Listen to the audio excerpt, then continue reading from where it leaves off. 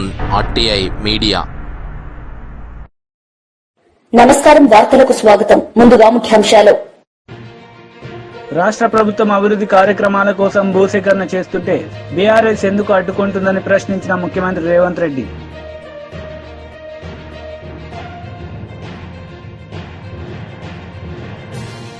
శాంతి భద్రతల విషయంలో రాజీ పడబోమని ముఖ్యమంత్రి చంద్రబాబు నాయుడు స్పష్టం.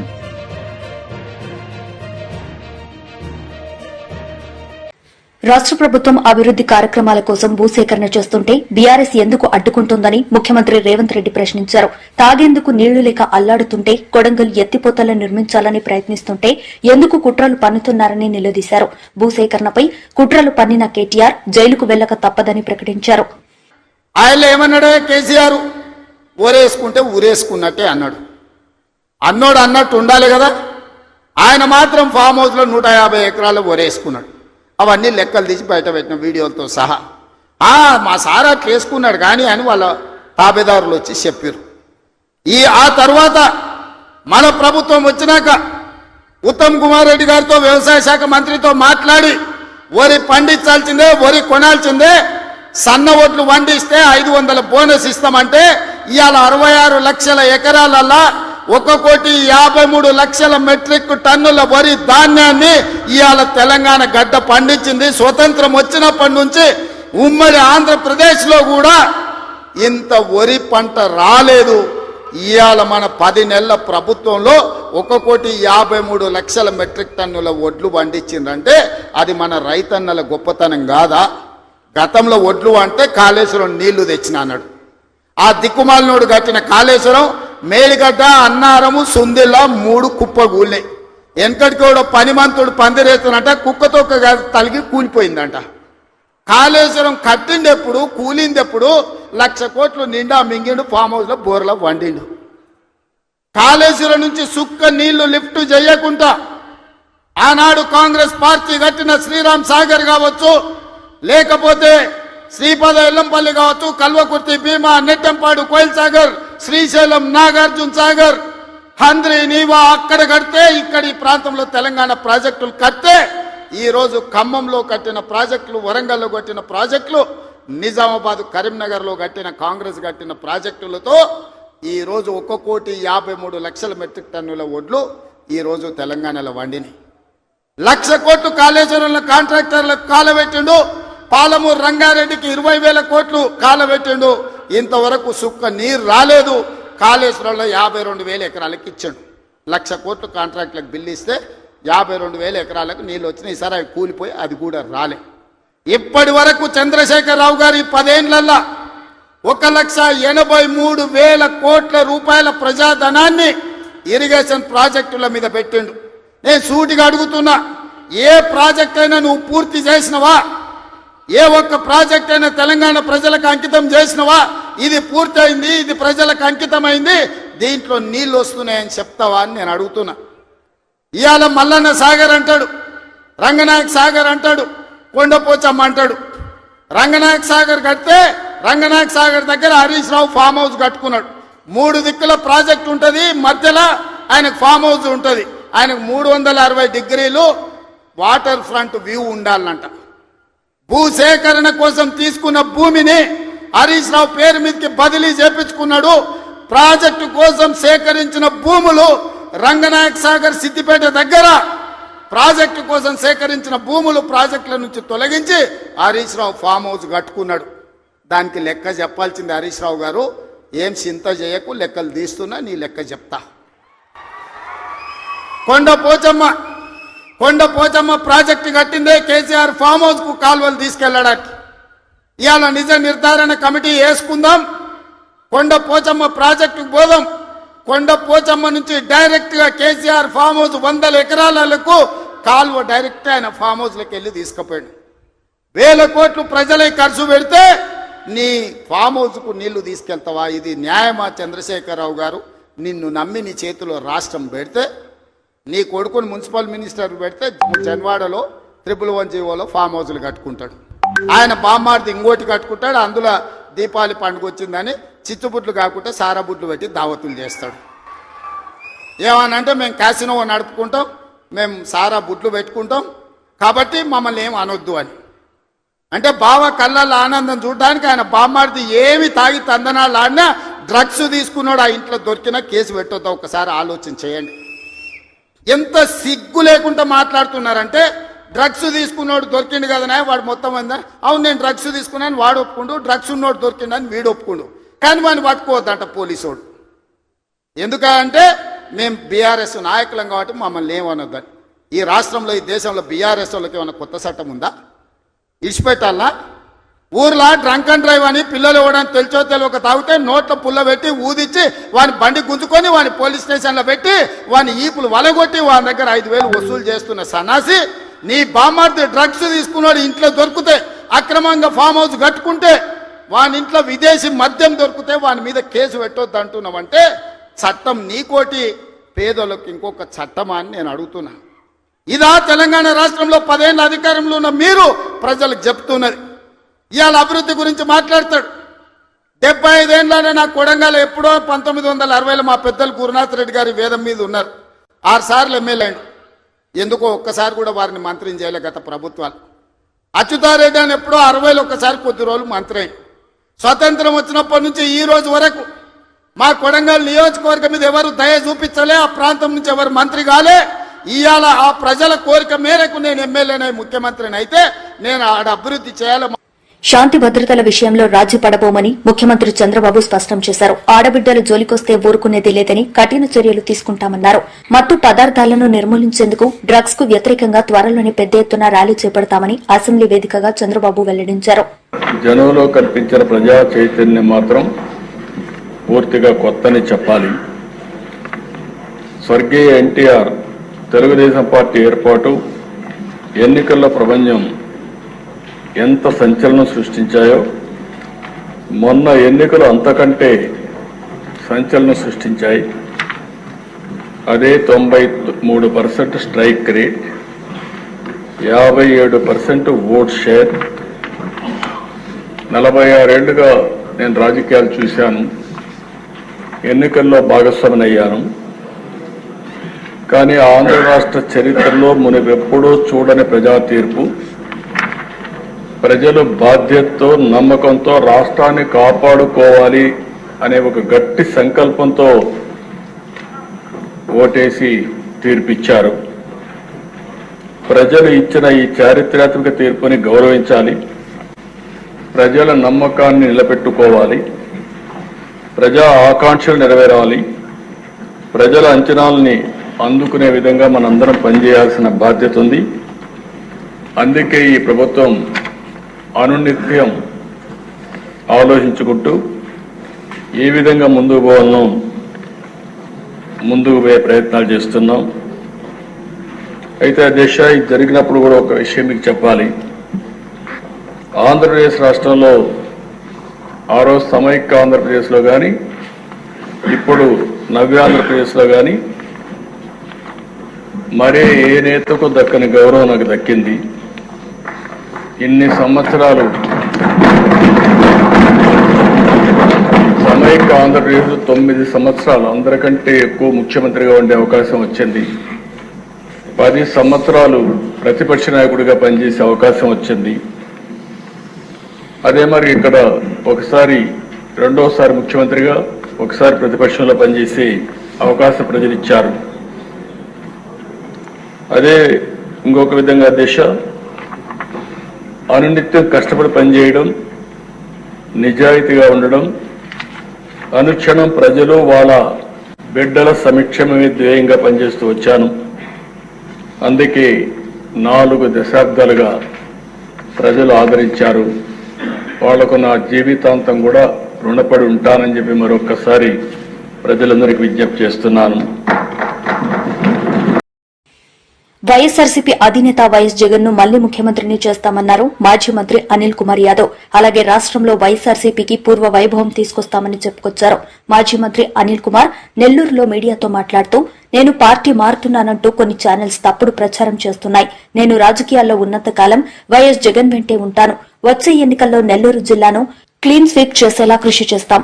వైఎస్ జగన్ ను మళ్లీ ముఖ్యమంత్రిని చేస్తామని అన్నారు. దూరంగా ఉన్న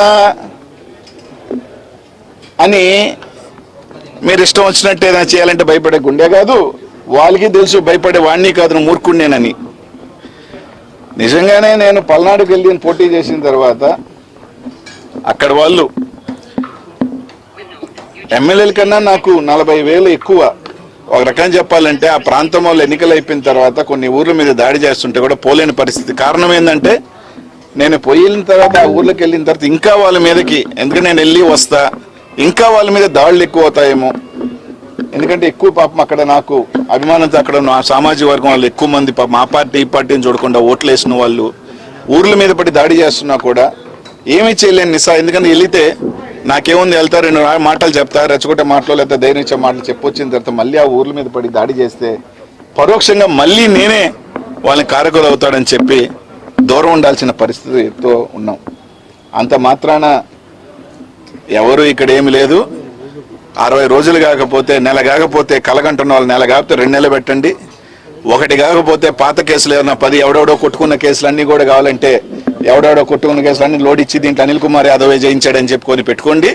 నాకేం అభ్యంతరం లేదబ్బా, హ్యాపీగా జైలుకి పోతా వస్తా. కానీ ఒక్కడ మాత్రం గుర్తుపెట్టుకోండి, ఇచ్చింది తప్పకుండా వెనక్కి తప్పకుండా అందరికీ వస్తుంది. ఒకరికి మీరు ఇస్తే డబుల్గా వస్తుంది.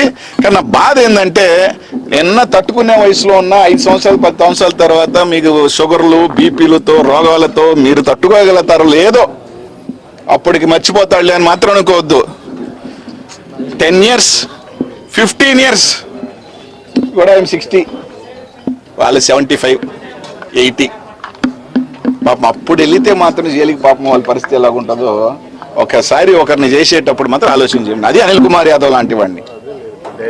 సార్ 4-5 సంవత్సరాల తర్వాత ఈ రోజు మీరు సాతాల గోవర్ధన్ గారి ఇంటికి వచ్చారు. మీ మధ్య ఉన్న విభేదాలన్నీ సమస్యపోయాయా? చిన్న చిన్న యువ మనస్పర్ధలు అవన్నీ కూడా కొంతమంది సృష్టిస్తారు, కొన్ని ఉండదు. కానీ ఇక్కడ పార్టీ జగన్మోహన్ రెడ్డి చాలా ముఖ్యం. Is above all. జగనన్న మా అందరికీ ముఖ్యం, పార్టీ అందరికీ ముఖ్యం, అన్నిటికన్నా పెద్దది. మా ఈగోల్కి మా ఇదానికన్నా ఆయన కోసం 100 అడుగులు కాదు 200 అన్నట్టు అడుగుతాం, కలుస్తాం, పార్టీ బలోపేతం చేస్తాం, అందరం కలిసి ముందుకు వెళ్తాం. మళ్ళీ 2029లో జెండా ఎగరేస్తాం. సింపుల్. మీకు ఎవరికైనా వ్యూస్ కావాలంటే అనిల్ కుమార్ యాదవ్ మీద ఏదో ఒక వార్త రాస్తే వ్యూస్ వస్తాయి, 4 రూపాయలు వస్తాయి అంటే సంతోషమే. నాకు ఎటువంటి అభ్యంతరం లేదు, నాకు చీకు చింత కూడా లేదు. మీరు రాసిన వల్ల వెంటనే తౌడుకొని అదేదో నేను అనిల్ కుమార్ యాదవ్ ఒకరోజేమో ఫస్ట్ రాగానే చంద్రబాబు నాయుడు కలిసారు దొంగతనంగానే ఎవడో ఒక యూట్యూబర్ వాడుకున్నాడు, తర్వాత జనసేన అన్నారు, మళ్ళీ నిన్నేదో రాజకీయ సన్యాసం అన్నారు, నా చిన్న రాసుకుంటున్నారు. పాపం మీకు వ్యూస్ రావాలా అంటే నన్ను వల్ల ఏమైనా వస్తాయంటే మీరు ఏ వార్తలు రాసినా మీ కుటుంబం బాగుంటుంది, దానివల్ల మీకు ఉద్యోగాలు వస్తాయంటే భయంకరంగా రాసుకుంటే సంతోషమే. నేను అప్పుడు చెప్పా, ఇప్పుడు చెప్పా. అర్థమైందా? నాది వైఎస్ఆర్ కాంగ్రెస్ పార్టీ కాదు, నాది జగన్మోహన్ రెడ్డి పార్టీ. మా బాస్ ఎలా ఉంటే అలాగే నాది, నేను జగనన్న ఎలా ఉంటే అలాగే నా పైన. కేవలం 4-5 నెలలు నాకున్న చిన్న చిన్న దీనివల్ల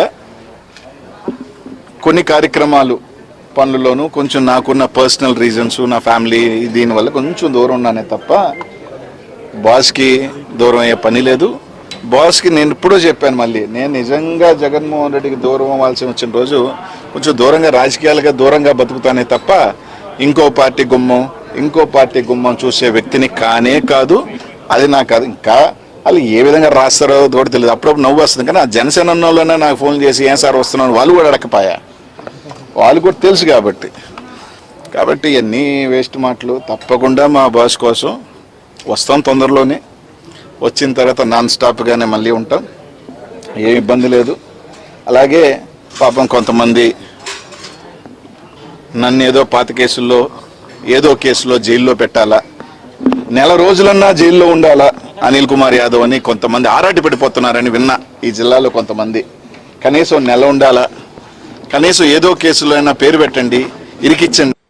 సూపర్ 6 హామీలు అమలు చేయడంలో కూటమి ప్రభుత్వం విఫలమైందని వైఎస్సార్సీపీ అధ్యకులు వైఎస్ జగన్మోహన్ రెడ్డి మండిపడ్డారు. హామీలు అమలు చేయలేకే చంద్రబాబు బడ్జెట్ ఆలస్యం చేశారు. బడ్జెట్ ప్రవేశపెడితే రాష్ట్రానికి ఉన్న అప్పులు చూపించక తప్పదని చెప్పారు. అబద్దాలనే నిజాలుగా నమ్మించే యత్నానికి తెరలేపిన చంద్రబాబు సర్కార్పై వైఎస్ జగన్మోహన్ రెడ్డి తీవ్ర స్థాయిలో మండిపడ్డారు. అసెంబ్లీ సాక్షిగా చంద్రబాబు అబద్దాలు చెప్పారు. ఆయన్ను బొంకుల బాబు అని ఎందుకు అనకూడదు అంటూ వైఎస్ జగన్ మండిపడ్డారు. బిల్లులు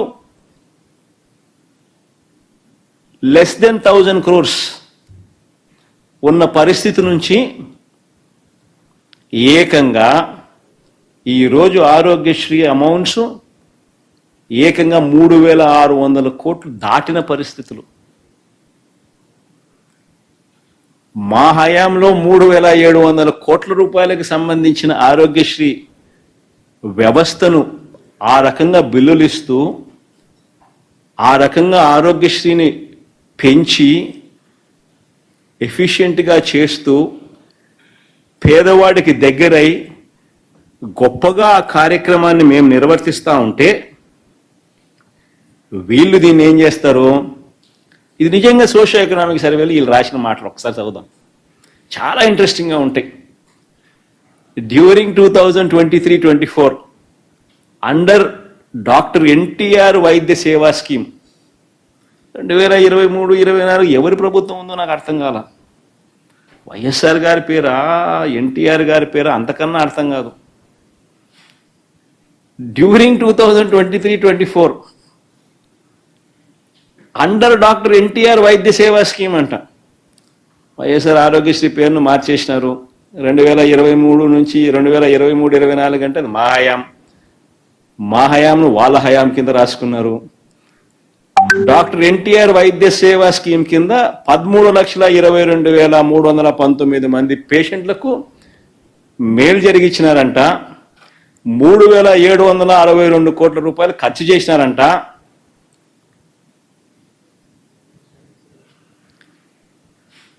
డాక్టర్ ఎన్టీఆర్ వైద్య సేవ ఫ్రమ్ 1/4/2023 31/3/2024.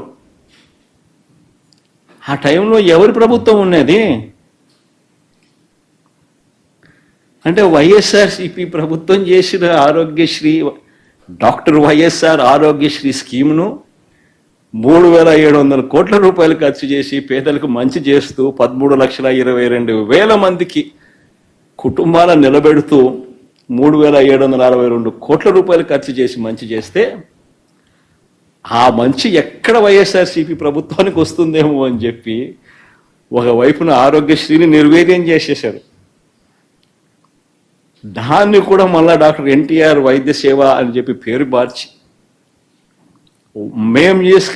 మేము ఖర్చు పెట్టింది కూడా మీరు ఖర్చు పెట్టేట్టుగా రాసుకొని దొంగ పబ్లిసిటీకి, దొంగ అబద్ధాలకు చేస్తా ఉన్నారు అని అంటే మీకన్నా దిక్కుమాలిన ప్రభుత్వం ఏదైనా ఉంటుందని అడుగుతా ఉన్నా.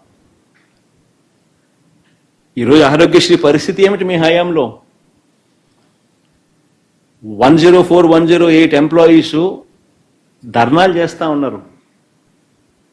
మీ ప్రభుత్వం వచ్చి 6 నెలలు అయితే 4 నెలల నుంచి జీతాలు అందడం లేదని చెప్పి ధర్నాలు చేస్తా ఉన్నారు.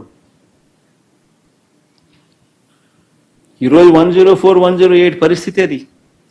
ఆరోగ్యశ్రీలో ఈరోజు నెట్వర్క్ హాస్పిటల్కి సంబంధించిన బిల్స్ మీ ప్రభుత్వం అధికారంలోకి వచ్చిన తర్వాత 1 ఏప్రిల్ నుంచి ఈ రోజు దాకా బిల్స్ పెండింగ్, 6 నెలల బిల్స్ పెండింగ్.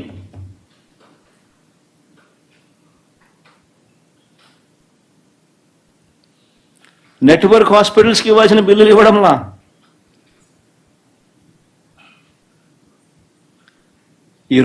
కడప జిల్లాలో ఉక్కు పరిశ్రమ ఏర్పాటుకు ప్రభుత్వం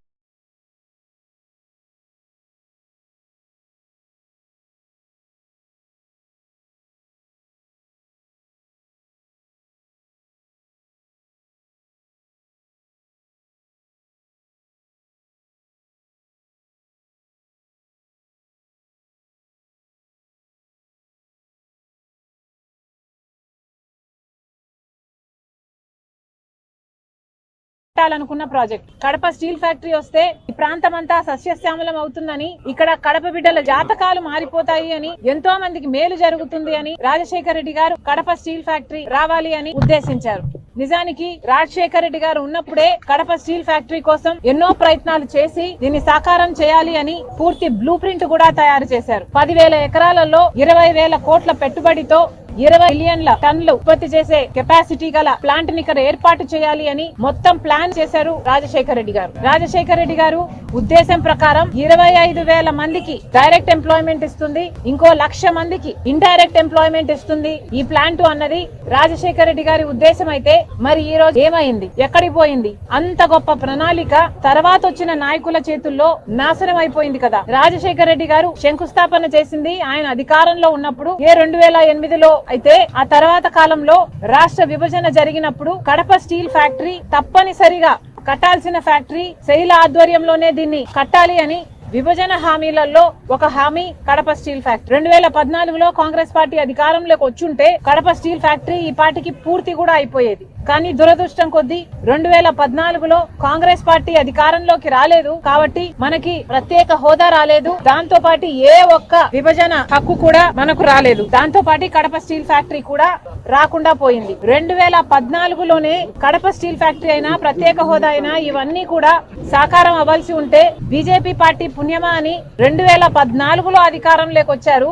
అప్పటి నుంచి ఇప్పటి వరకు కూడా ఒక్కటంటే ఒక్క విభజన హామీ కూడా బీజేపీ పార్టీ ఆంధ్ర రాష్ట్రానికి నెరవేర్చలేదు. ఇది అహంకారం కాకపోతే ఏమిటి? కడప స్టీల్ ఫ్యాక్టరీ చేయాలి అన్నది విభజన హామీ అయితే కుదరదు అని తేల్చి చెప్పింది బీజేపీ పార్టీ. ఎంత ఆంధ్ర రాష్ట్రం అంటే ఎంత చిన్న చూపు కాకపోతే ప్రత్యేక హోదా ఇవ్వలేదు, ఒక్క విభజన హామీ నెరవేర్చలేదు, కనీసం కడప స్టీల్ ఫ్యాక్టరీ కూడా కుదరదు అని తేల్చి చెప్పింది బీజేపీ పార్టీ. అలాంటి బీజేపీ పార్టీకి పోయిన 5 సంవత్సరాలైనా ఇప్పుడైనా అంతకు ముందైనా అదే బీజేపీ పార్టీకి మద్దతిస్తున్నారు జగన్మోహన్ రెడ్డి గారైనా చంద్రబాబు గారైనా. ఒక్క విభజన హామీ కూడా నెరవేర్చకపోయినా కూడా అదే బీజేపీ పార్టీతో డ్యూయెట్లు పాడుతూ తిరిగారు చంద్రబాబు గారు, జగన్మోహన్ రెడ్డి గారు. చంద్రబాబు గారు 2014లో ముఖ్యమంత్రి అయ్యారు. Kadapa steel factory BJP party మేము కట్టము అని తేల్చి చెప్పాక ఆఖరికి ఇక చంద్రబాబు గారు అధికారంలోంచి ఆయన టర్మ్ అయిపోయింది అన్న టైంలో 4.5 సంవత్సరాలు అయిపోయిన తర్వాత తాపీగా కడప స్టీల్ ఫ్యాక్టరీ ఇక ఎన్నికల కోసమన్నా వాడుకుందాం అనుకున్నారో ఏమో, కడప స్టీల్ ఫ్యాక్టరీ దగ్గర మళ్ళీ ఇదిగో ఈ టెంకాయలతో మళ్ళీ శంకుస్థాపన చేశారు చంద్రబాబు గారు. రాజశేఖర రెడ్డి గారు చేసిన స్థలంలో కాకుండా స్థలం మార్చి చంద్రబాబు గారు మళ్ళీ టెంకాయ కొట్టి శంకుస్థాపన చేశారు. చంద్రబాబు గారి ప్రకారము 4,000 ఎకరాలు భూమి ఇచ్చి 3 మిలియన్ టన్ల ప్లాంట్ కట్టాలి అన్నది చంద్రబాబు గారి ఉద్దేశం. తీరా 6 నెలలు అయిపోయింది, ఎలక్షన్లు అయిపోయాయి, చంద్రబాబు గారు ఓడిపోయారు. 2019లో జగన్మోహన్ రెడ్డి గారు ముఖ్యమంత్రి అయ్యారు. ముఖ్యమంత్రి అయిన 6 నెలలకు మళ్ళీ ఇదిగో ఇదే టెంకాయ మళ్ళీ కొట్టారు. మళ్ళీ ఇంకొక స్థలం మార్చి ఆయన మళ్ళీ శంకుస్థాపన చేశారు. ఆ రోజు జగన్మోహన్ రెడ్డి గారు చెప్పిన మాటలు, ఎన్నికలు 6 నెలలు ఉంది అనంగా టెంకాయ కొడితే దాన్ని మోసము అంటారు, అదే అధికారంలోకి వచ్చిన 6 నెలలకే టెంకాయ కొడితే దాన్ని చిత్తశుద్ధి అంటారు అని ఆస్కర్ డైలాగులు చెప్పారు జగన్మోహన్ రెడ్డి గారు. చిత్తశుద్ధి అంటే ఏమిటో నేను 3 ఏళ్లలో చూపిస్తా, ఈ ప్లాంట్ కడతాను అని జగన్మోహన్ రెడ్డి గారు ఆ రోజు చెప్పిన మాట. దే జమ్మలమడుగులో నేను పుట్టిన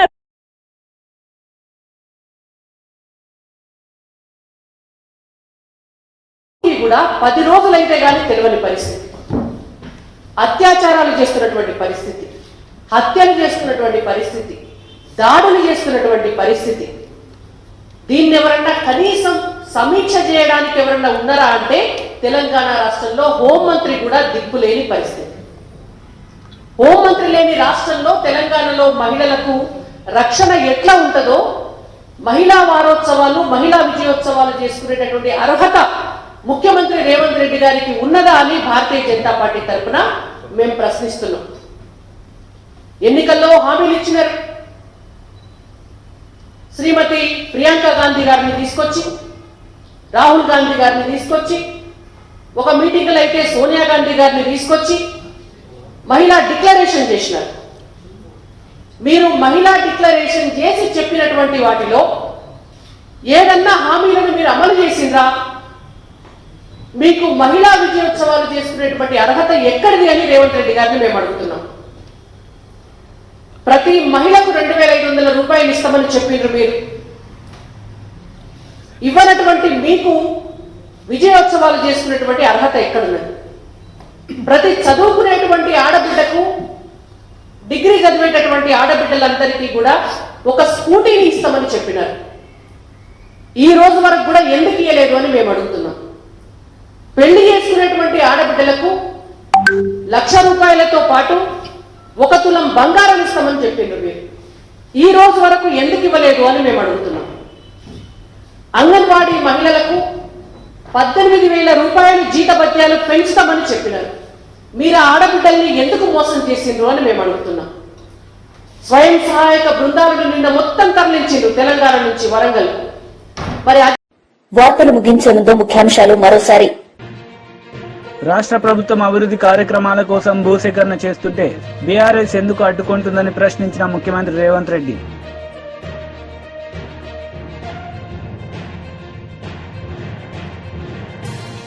శాంతి భద్రతల విషయంలో రాజీ పడబోమని ముఖ్యమంత్రి చంద్రబాబు నాయుడు స్పష్టం.